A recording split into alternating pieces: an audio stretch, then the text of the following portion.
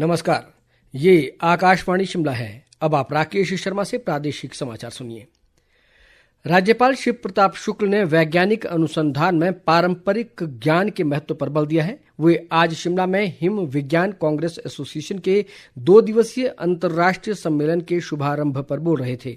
राज्यपाल ने युवा वैज्ञानिकों से पारंपरिक ज्ञान प्रणालियों को संरक्षित और एकीकृत करने के साथ साथ आर्टिफिशियल इंटेलिजेंस का उपयोग करने का आग्रह किया।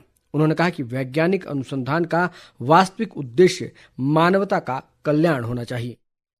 वैज्ञानिक का भी एक धर्म होता है कि अपने अनुसंधान के प्रति सतर्क होकर के कार्य करें। हमको शोध का काम राष्ट्र हित के लिए करना चाहिए, प्रदेश के हित के लिए करना चाहिए, दुनिया के हित के लिए करना चाहिए, न कि दुनिया के विनाश के लिए करना चाहिए। अब आज की परिस्थिति में जब एज एआई का हो गया है, आर्टिफिशियल इंटेलिजेंस हो गया है, कृत्रिम बौद्धिकता हो गया है, और अभी बहुत दिन नहीं हुआ इस कृत्रिम बौद्धिकता पर रिसर्च हुए, उसको रिसर्च करने वाले ने भी साफ साफ कह दिया कि भविष्य में एआई क्या करेगा, इसकी संभावना शायद मैं भी व्यक्त नहीं कर सकता। राज्यपाल ने पर्यावरण संरक्षण जैसे महत्वपूर्ण विषयों पर विचारशील चर्चा के लिए आयोजकों की सराहना की। उन्होंने कहा कि विज्ञान और प्रौद्योगिकी को स्थानीय परंपराओं, स्वदेशी ज्ञान और प्रकृति के साथ जोड़ा जाना चाहिए, जिससे इनकी सार्थकता बढ़ेगी। राज्यपाल ने नशीली दवाओं के दुरुपयोग के दुष्प्रभावों को लेकर भी चर्चा की। राष्ट्रीय पात्रता सह प्रवेश परीक्षा नीट यूजी 2025 ने मेडिकल में प्रवेश के लिए परिणाम आज घोषित कर दिए हैं। स्कोर कार्ड परीक्षा की आधिकारिक वेबसाइट nta.nic.in पर उपलब्ध है। उम्मीदवार आधिकारिक वेबसाइट के माध्यम से मेरिट सूची देख सकते हैं। नीट परीक्षा 4 मई को देश भर के 552 शहरों और भारत के बाहर 14 शहरों में स्थित 5400 से अधिक विभिन्न केंद्रों पर 22 लाख से अधिक उम्मीदवारों के लिए आयोजित की गई थी। राजस्थान के महेश कुमार ने पहला, मध्य प्रदेश के उत्कृष्ट अवधिया ने दूसरा और महाराष्ट्र के कृषांग जोशी ने तीसरा स्थान हासिल किया है। विपक्ष के नेता जयराम ठाकुर ने प्रदेश सरकार पर हिमाचल को आत्मनिर्भर बनाने वाली योजनाओं को बंद करने का आरोप लगाया है। एक बयान में उन्होंने कहा कि फूलों की व्यावसायिक खेती को बढ़ावा देने के लिए पूर्व भाजपा सरकार ने जुलाई 2018 में हिमाचल पुष्प क्रांति योजना शुरू की थी, जिसे सरकार ने घोषित या अघोषित रूप से बंद कर दिया है। जयराम ठाकुर ने कहा कि इस योजना के तहत पुष्प उत्पादकों के लिए 85% सब्सिडी देने का प्रावधान था। उन्होंने कहा कि केवल पुष्प क्रांति योजना ही नहीं, बल्कि पूर्व सरकार की प्रत्येक जनहित योजना के साथ वर्तमान राज्य सरकार इसी तरह का बर्ताव कर रही है। जयराम ठाकुर ने कहा कि इस रवैये से स्पष्ट है कि प्रदेश सरकार राज्य के विकास व आत्मनिर्भरता में बाधा बनी हुई है।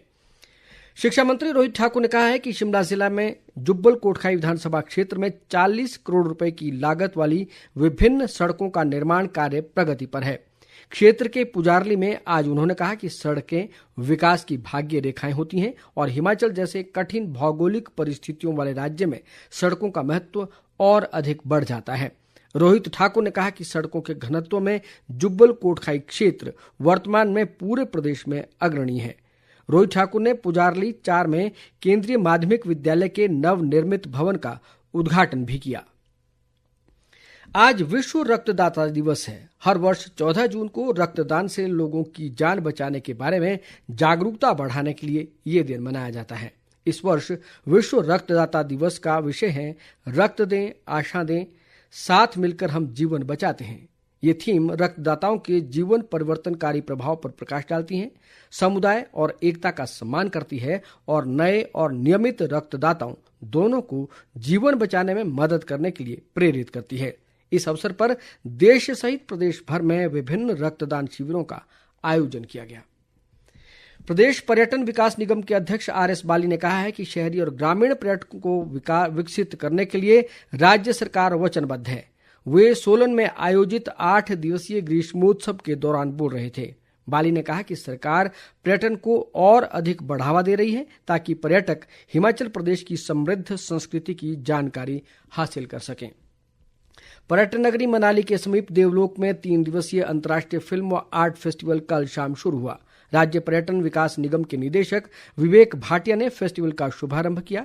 उन्होंने आयोजकों को इस आयोजन के लिए बधाई दी और कहा कि ऐसी गतिविधियों से प्रदेश को एक नई पहचान मिल रही है। इसके साथ ही समाचार बुलेटिन समाप्त हुआ। हमारा अगला बुलेटिन आप सुन सकते हैं शाम 7:45 पर। नमस्कार।